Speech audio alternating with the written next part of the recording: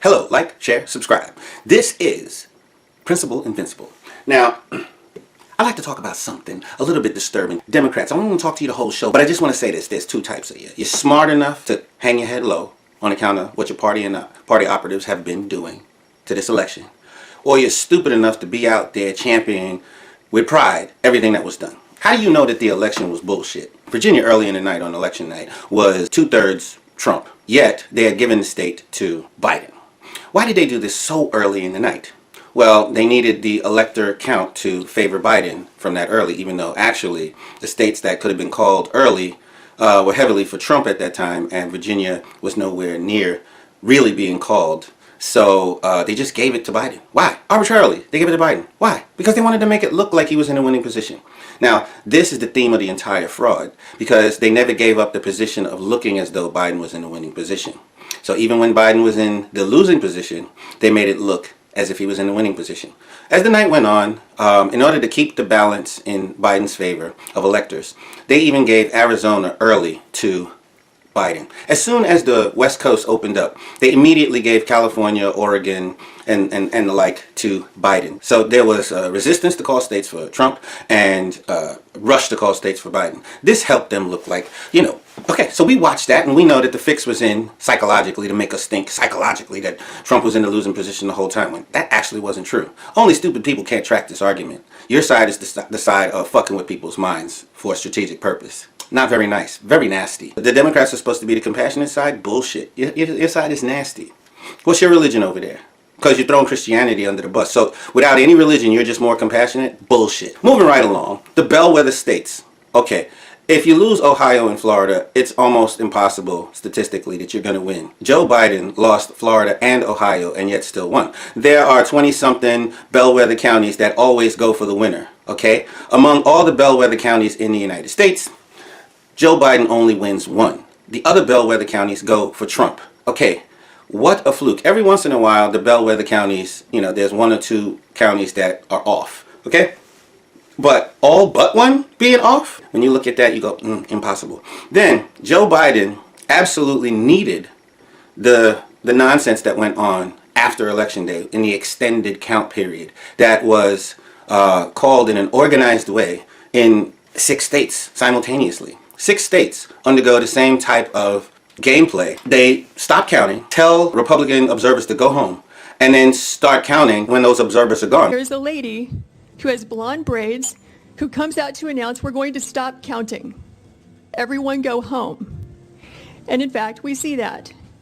What happens is everyone clears out, including the Republican observers and the press, but 4 people stay behind. When the observers come back, they do things like keep them at a distance so that they can't visually sort out what's going on between the 2 ballots and stuff like that. Court cases where really bad rules were instated by election officials should have been overturned. Those court cases were not even heard. They were not even taken up. Many of those cases were lost for failure to achieve standing. So nobody actually has seen the evidence that the election rules were unconstitutional. The fact that you've had an infusion of votes through voting machine systems that cannot possibly account for the volume given the number of voting machines present at these counting sites. You cannot possibly account for the spikes in vote tally. Also, the lack of transparency and honesty about whether or not it's easier to verify that votes are actually married to real citizens if they are 1, mail-in ballots, and 2, mail-in ballots without signature or other forms of verification. The lack of honesty from your side about that. The willingness for some of your operatives to push along the idea that you guys are ruthless enough to take votes that cannot be verified. Ruthless enough to actually set up where votes that cannot be verified are likely to actually happen in great volume.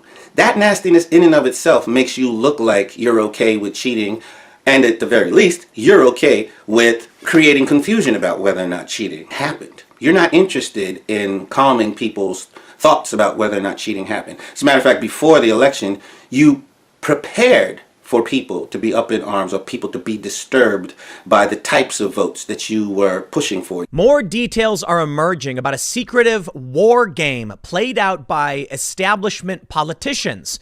And while the Boston Globe calls this a bipartisan group, it was basically resistance never-Trumper, Republican refugees who abandoned the party because they hate Trump, teaming up with Democrats to discuss what would happen in this upcoming election. All of the scenarios ended in street violence. And there is a very serious concern this could lead to a civil war. You were pushing for a high level, unprecedented level of mail-in ballots. You were pushing for it. The fact that you were pushing for it and the fact that you succeeded in multiplying the number of mail-in ballots this year, unverified ballots, unsolicited ballots, means that you are psychologically cruel to your fellow American.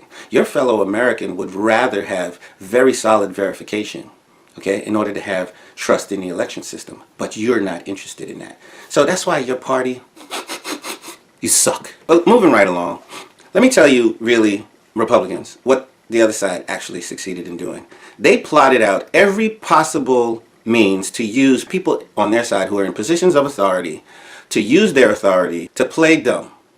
For example, judges who wouldn't take up reasonable cases. It is their prerogative to do so, but they can't do that without playing dumb. This also happened in the Supreme Court. Election officials who asked Republican observers to go home knowing full well that they were about to continue counting. It was their position and authority to manage polling places, and they did so in such a way where they played dumb. They played like they did not know what they were about to do. So all these people, all these Democrats in positions of authority, use their authority, use the prerogative of their position to actually play dumb, to actually deal a blow. Now, this comes around to January 6th. There are means at Republicans' disposal whereby they can also play dumb. Question is, will the left forgive us for doing to them what they've done to us, using their positions to just play dumb and force their politics? No, they won't. They'll cry foul. And this makes the Democrats wildly hypocritical. And here's what I'm saying to you, Republicans. When they cry that you should uphold a higher standard than they are, the game that matters here is not whether or not the Democrats are going to eventually surrender to us and say, yeah, you were more principled than we were. That's not the game we're trying to play. The game we're trying to play is not the, oh, I had to prove that I could turn the other cheek. Oh, I have to prove that I could take a higher road than the other. No. If a man strikes you, you can be sovereign. And as a sovereign, you're the one who decides whether or not you're going to let someone take your property. On page 274 of the Divine Principle, it says, coming in the capacity of a perfected Adam, Jesus was the Lord of creation, as it was written, for God has put all things in subjection under his feet. Because Satan knew this from his understanding of the principle, he led Jesus to the top of a mountain in recognition of his position as Lord of creation. Satan then tempted Jesus, hoping that Jesus, the second Adam, might also submit to him as Adam had submitted in the beginning. Jesus replied, "Begone, Satan, for it is written, you shall worship the Lord your God, and only him shall you serve." Angels were created as ministering spirits to revere and serve God, their creator.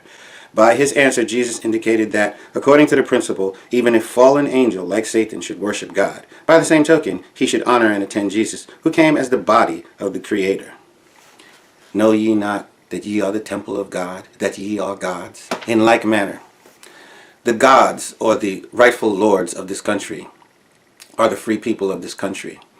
The free people of this country were insulted, disenfranchised by fake ballots, advanced by the Democrats. So those lords, when they come home, are going to take back their belongings in whatever manner they see fit. Also, Lucifer was attempting to lure Jesus into taking all these false kingdoms as if they were real. But Jesus knew that he was already the Lord and the kingdom of that which is real, and he would not trade. In like manner, Democrats, when they say, hey, here's your opportunity to be the Lord of the high ground. Show us that you are actually better at being principled than we are. If we stole the election, if we used the prerogative of authority figures to ramrod our politics through, then show us that you will not use your positions of authority to do the same to us. In other words, Mike Pence shouldn't do the things that are at his disposal. The congressmen on the 6th shouldn't do what's at their disposal. They should not exercise the possibility of rejecting states for electors and some other maneuvers that is well within their purview to exercise. If Democrats used their positions to do things that were well within the purview of those positions of power to screw us, why shouldn't we do it back to them? We're not trying to be the Lord Democrats' opinions of us. We're trying to be the lords of the United States of America, i.e., true citizens, the people of this land, the rightful owners.